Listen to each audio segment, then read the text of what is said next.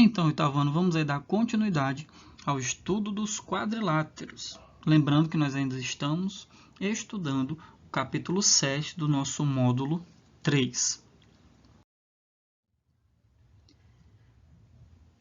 E para dar início à videoaula de hoje, eu quero aí que vocês observem as imagens a seguir.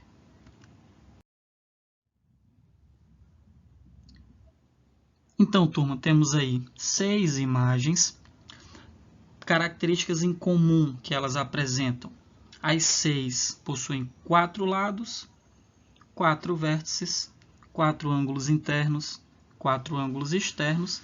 Então, nós estamos observando 6 quadriláteros. Mas nós podemos perceber que desses 6 quadriláteros, eles apresentam aí formas diferentes, consequentemente, em algumas situações, ângulos diferenciados. Mas observem principalmente aí o nosso quadrilátero em amarelo. Turma, os demais, por exemplo, essa nossa primeira imagem aqui em azul, sabemos aí claramente, para quem realmente está acompanhando todas as nossas videoaulas, que trata-se de um retângulo. A imagem em vermelho é um quadrado. A imagem em verde é um paralelogramo. E a imagem aqui meio que roxa é um losango.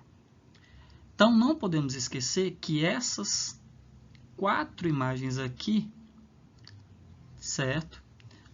São paralelogramos, pois apresentam lados opostos paralelos. 2 pares de lados opostos paralelos. O que não vai acontecer na nossa imagem em amarelo e nem na nossa imagem em branco. Essa imagem aqui em branco, ela é simplesmente um quadrilátero. Ela não vai ter um nome específico como os nomes anteriores que eu acabei de citar. Simplesmente um quadrilátero por apresentar aí 4 lados. Já a nossa figura em amarelo, ela será aí o foco da videoaula de hoje, pois trata-se de um trapézio. Diferente dos paralelogramos, que tem 2 pares de lados opostos paralelos, o trapézio possui apenas um par de lados opostos paralelos. No nosso caso aqui, quem seriam aí esses pares? Seria esse aqui em relação a esse. Eles são opostos e paralelos. Se nós observarmos aqui, ó, esses lados aqui jamais se cruzarão. Diferente desse nosso outro caso aqui, ó, se eu for dar continuidade, eu percebo aí, ó, claramente que eles se cruzam em um determinado ponto. Diferente do que acontece aqui com as nossas extensões em vermelho, como eu acabei de representar. Então, trapézios são quadriláteros que possuem apenas um par de lados paralelos. E esses lados paralelos sempre serão opostos e eles sempre serão chamados de bases do trapézio.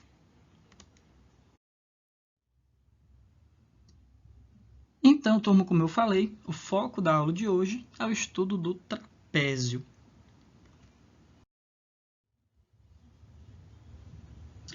E os trapézios, eles podem ser aí classificados como isósceles, retângulo ou escaleno. Então, esses nomes assemelham-se muito aos triângulos. Lembrem-se que em aulas anteriores eu falei, né, que o trapézio é como se ele fosse uma derivação de um triângulo. É como se eu tivesse pego um triângulo, tivesse cortado ali um pedaço deste triângulo e o que sobrasse formasse aí o nosso trapézio.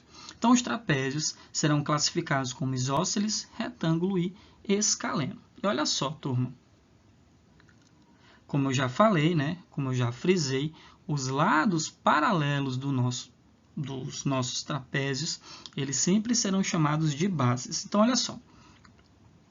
Observando aqui nossas duas imagens, nós já sabemos que são trapézios. Vamos identificar nessas imagens quem são as bases. Quais são os lados aí que serão as nossas bases?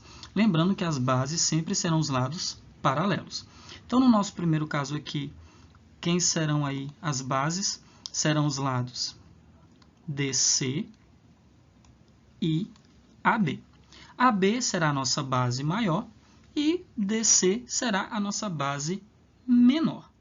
Já na nossa outra imagem, as bases serão EF e HG, onde HG é a nossa base maior e EF será a nossa base menor, certo? Então, só para recapitular, os lados paralelos de um trapézio serão chamados de bases. Essas bases são classificadas em base maior e base menor, ok? E de acordo aí com as características que os trapézios apresentarem, eles serão classificados em isósceles, retângulo ou escaleno.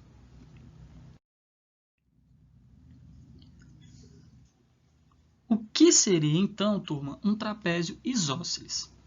Trapézio isósceles é todo e qualquer trapézio que possui os lados não paralelos com medidas iguais.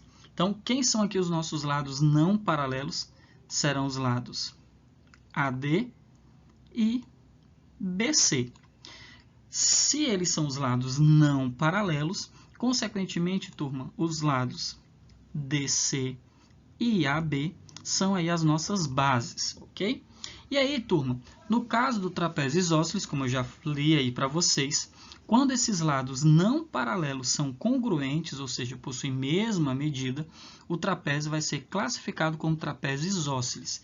A ideia é muito parecida com a ideia de triângulos isósceles. O que é que um triângulo isósceles nos afirma?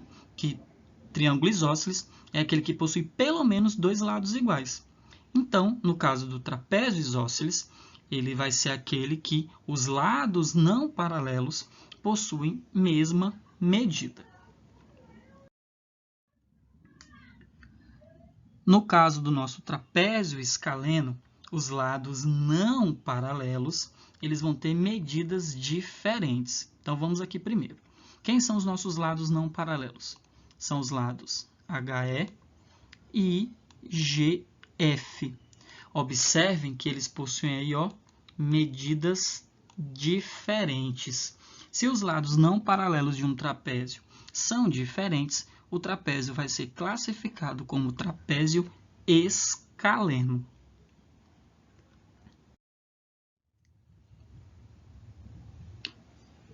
Já no caso do nosso trapézio retângulo, um dos lados não paralelos é perpendicular às bases. Então, primeiro vamos aqui entender.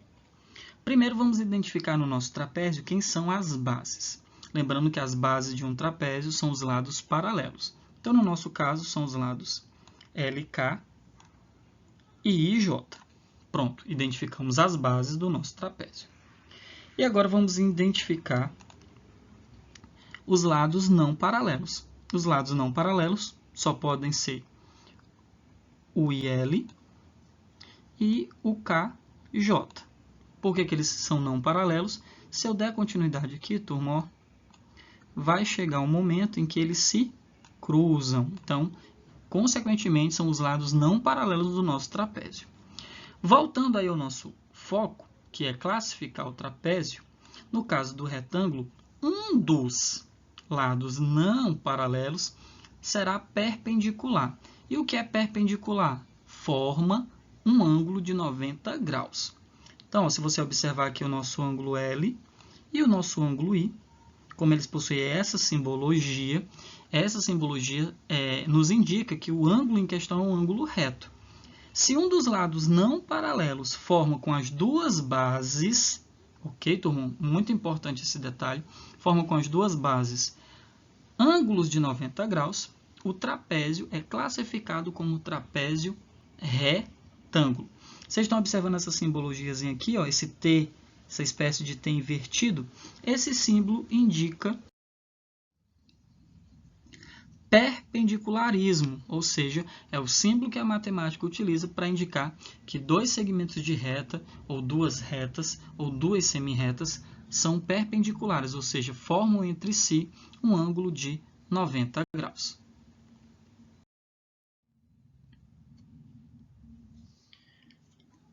Agora, turma, a gente vai ver aí duas propriedades que são atribuídas somente aos trapézios isósceles, ok?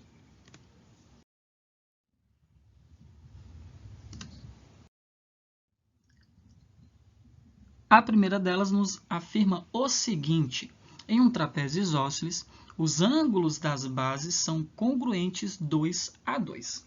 Vamos primeiro aí entender aí essa situação. Então, primeiramente, vamos analisar aqui a nossa base maior, que é a base AB, e os ângulos referentes a ela são ângulo A e ângulo B.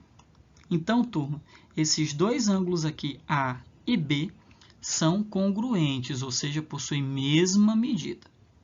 Vamos agora aqui para a nossa base menor, que é o lado CD.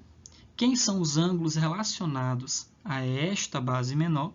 Ângulo D e ângulo C.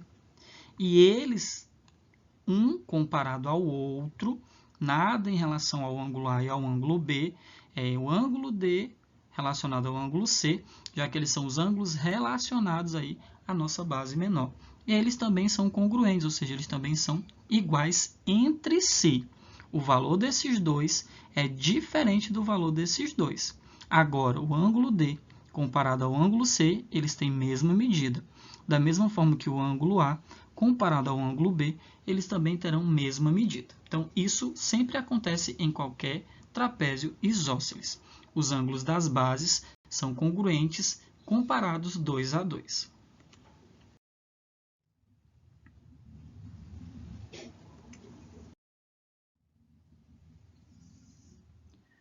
Segunda propriedade diz o seguinte: as diagonais de um trapézio isósceles são congruentes.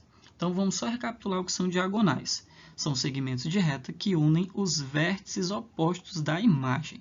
No nosso caso aqui, o vértice D é oposto ao vértice B, então esse segmento é uma diagonal. Da mesma forma que o vértice A é oposto ao vértice C, então esse segmento também é uma diagonal.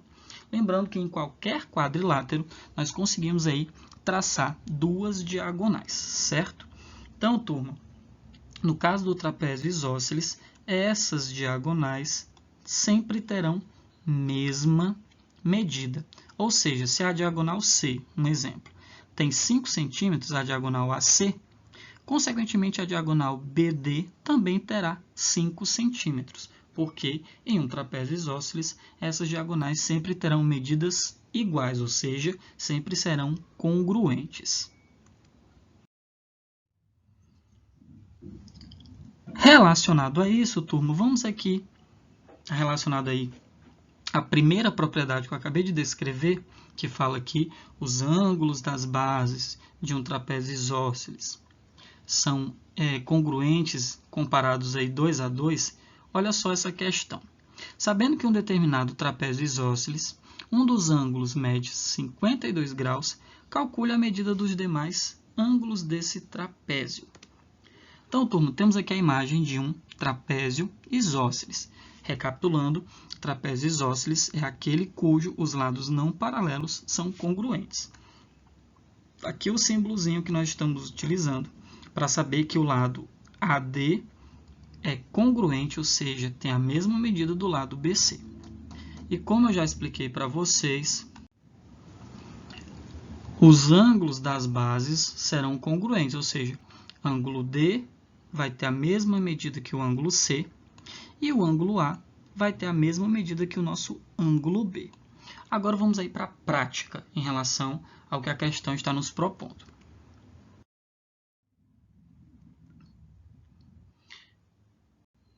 Então, turma, um dos ângulos desse nosso trapézio isósceles mede 52 graus. E vocês bem lembram que a soma dos ângulos internos de qualquer quadrilátero sempre vai ser igual a 360 graus. Analisando aí essa situação, vamos dizer o seguinte: se um dos ângulos desse nosso trapézio isósceles mede 52 graus, um exemplo, digamos então aqui que o ângulo A tem a medida igual a 52. Consequentemente, o ângulo B também vai ter medida igual a 52. Como eu não sei a medida do ângulo D e nem a medida do ângulo C, se eu digo que D é x, C também será igual a x. montaremos, então, uma equação onde o resultado dessa equação será igual a 360 graus. Por quê? Porque a soma dos ângulos internos de qualquer quadrilátero sempre vai ter esse resultado. Então, turma, nós teremos o seguinte: 52 mais 52 mais x, que é a soma dos 4 ângulos internos do nosso trapézio, terá como resultado 360. Então, dando uma simplificada aí nessa nossa equação, nós chegamos ao seguinte: 52 mais 52, 104, x mais x, 2x. Então, 104 graus mais 2x será igual a 360. Como nós estamos falando de uma equação, pegarei então esse 104 e vou jogá-lo aqui para depois da nossa igualdade, ou seja, para o segundo membro dessa nossa equação. Como no primeiro membro esse 104 estava positivo, então subentende-se que ele estava somando. Passa então para o segundo membro, realizando a operação inversa da adição, que é a subtração. Então, 2x será igual a 360 menos 104. Consequentemente, 2x será igual a 256. Turma, esse 2, em relação a esse x, eles estão realizando aí uma operação matemática que é a multiplicação. Se eu quero, então, pegar esse 2 e passá-lo para depois da igualdade, ele vai realizar a operação inversa da multiplicação, que é a divisão. Então, x será igual a 256 dividido por 2, x será igual a 128 graus. Ou seja, turma, o nosso ângulo A será igual a 52, o nosso ângulo B será igual a 52, o nosso ângulo D será igual a 128 e o nosso ângulo C também será igual a 128. Somando a esses 4 valores, vocês terão como resultado final 360 graus. Então, turma, estamos aí finalizando mais uma videoaula. No nosso módulo 3, vocês irão aí responder as páginas 141, 142 e 143. Forte abraço e até a próxima!